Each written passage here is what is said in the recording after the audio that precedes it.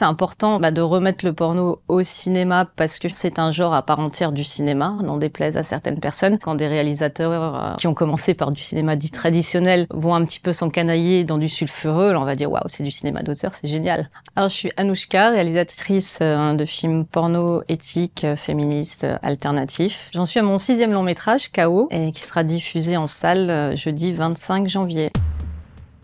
Le paysage actuel en France pour la diffusion du porno, clairement c'est Canal en termes de télé. Ouais, alors sur Canal maintenant il y a 2 cases, même porno chaque mois. En fait il y a le premier samedi du mois, comme à l'ancienne, la case premium, et il y a la case qu'ils appellent X-bis qui va être le 3e samedi du mois. Donc il y a 2 pornos nouveau en fait tous les mois sur Canal+. Après il y a des sites internet, moi j'ai ma plateforme, d'autres qui font du porno alternatif éthique ont leur plateforme aussi. Après ça reste des marchés compliqués parce que en termes de financement voilà, c'est très compliqué, on n'a pas les mêmes moyens économiques que le cinéma dit traditionnel. Donc voilà, on peut pas avoir d'aide à l'écriture, le CNC, d'aide des régions, enfin les financements en fait n'existent absolument pas. C'est souvent des autofinancements. Par rapport à la diffusion, il y a des sites, en fait, il faut juste fouiller un peu et aller au-delà des grosses marques mainstream qu'on connaît bien. Pour moi, c'est important, en fait, de remettre le porno au cinéma parce que finalement c'est un genre à part entière du cinéma, ça fait partie de la grande famille du 7e art, n'en déplaise à certaines personnes. Alors en effet moins de 18 parce qu'on va pas montrer non plus des scènes explicites à des mineurs, et moi personnellement ce que je fais, je trouve pas que ce soit bien différent de ce qu'un Gaspard Noé va montrer dans Love, de ce qu'un Keshish va montrer dans La vie d'Adèle. Enfin voilà, on va être sur des scènes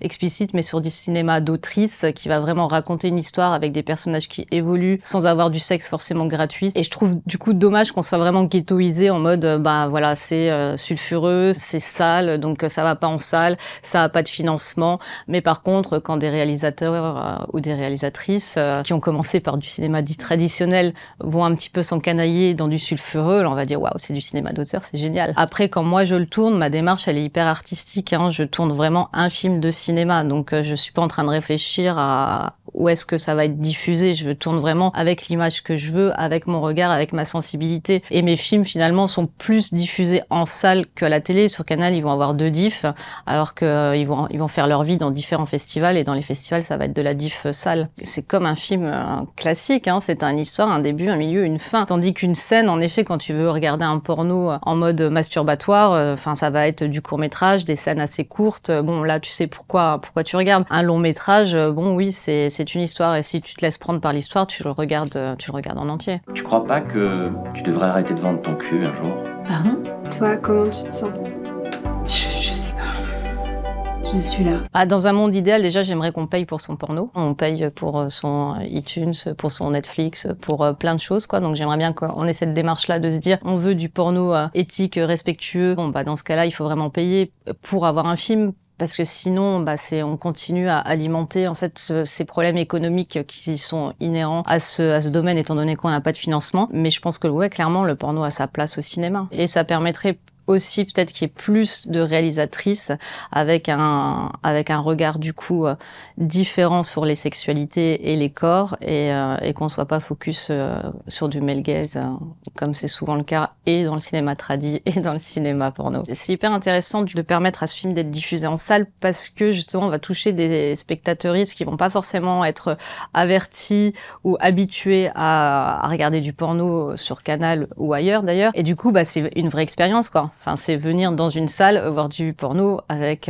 des gens que tu connais pas. Et du coup, je trouve que la démarche, c'est avoir de la curiosité, c'est venir découvrir aussi une patte artistique, des sujets pour lesquels on n'est peut-être pas forcément averti. Là, en l'occurrence, les violences faites aux femmes, la relation d'emprise, etc. Enfin, des sujets un peu lourds et qui sont pas forcément toujours traités, même dans le cinéma dit tradi. Charlie est une femme forte, magnifique.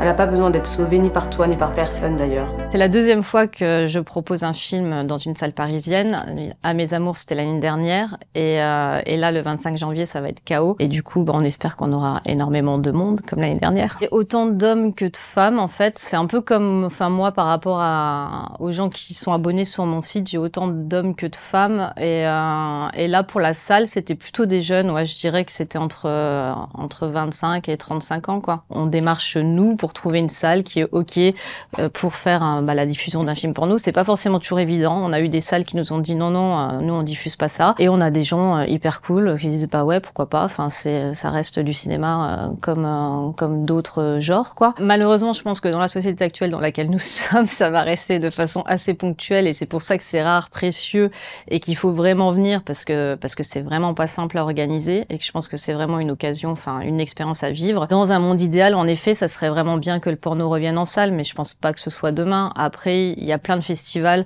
qui s'organisent de plus en plus partout en Europe, justement pour promouvoir le cinéma porno et ça c'est vraiment chouette. Maintenant, avoir des vrais distributeurs et retourner dans cette époque un peu nostalgique des années 70, je pense que c'est mort, quoi, ouais. J'ai envie de tenter l'aventure du cinéma dit tradi, donc voilà, que je considère en fait comme une extension finalement de ma démarche artistique et cinématographique. Du coup, pas du tout l'abandon de mes premiers amours qui sont le cinéma porno. Je vais continuer à pouvoir m'adresser à un public qui est juste plus large. Je vais très certainement avoir des bâtons dans les roues parce que mine de rien, on est marqué au fer rouge une fois qu'on est passé par la case dite porno et je trouve que c'est hyper hypocrite et triste, comme on disait tout à l'heure, des réals qui sont passés par la case tradi et qui ensuite ont fait des trucs un peu plus sulfureux. Là ça passe, mais dans le chemin inverse, est-ce que la fluidité va être la même? J'ai quelques doutes sur ça, mais je ne perds pas espoir et on m'a pas invité, mais je vais quand même venir. Mini